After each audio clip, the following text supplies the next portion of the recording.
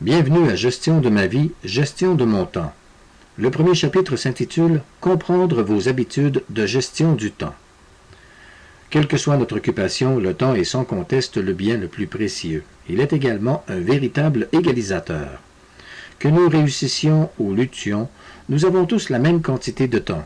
Cependant, chacun en fait ce qu'il veut. On peut l'employer efficacement ou le laisser filer. L'optimisation de notre attitude à utiliser la technologie aura aussi une incidence notable sur notre utilisation du temps.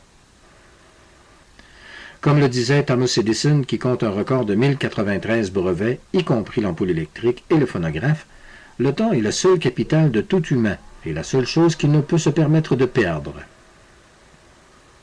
Gestion de ma vie, gestion du temps vous aidera à développer une meilleure prise de conscience des façons dont vous employez votre temps et des façons dont vous le gaspillez.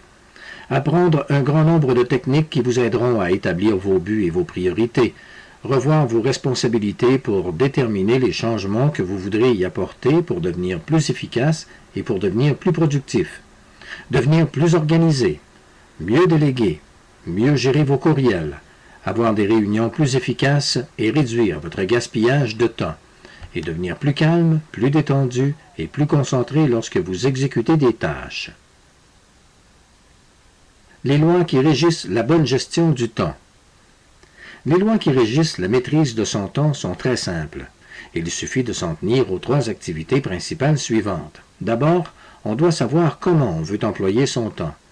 Ensuite, il faut savoir comment nous l'utilisons en ce moment et identifier quelques-unes de nos habitudes les moins productives.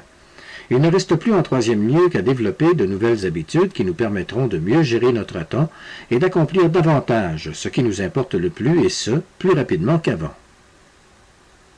Bien maîtriser son temps signifie travailler intelligemment pour accomplir davantage, planifier et organiser son temps de façon à accomplir les tâches qui mèneront au but que l'on s'est fixé ou au rêve que l'on a projeté, dresser et respecter une liste de priorités dont l'accomplissement de son travail, gaspiller le moins de temps possible.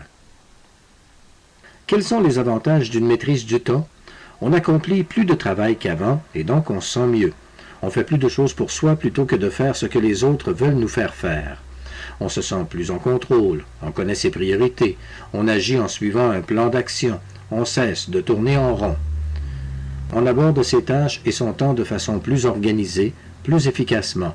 Par conséquent, on est moins inquiet, moins angoissé et moins tendu. On passe la majeure partie de son temps à accomplir des tâches importantes, celles qui nous aident à exceller et à atteindre nos objectifs. On fait mieux le partage entre son travail et sa vie privée, puisqu'on travaille plus intelligemment.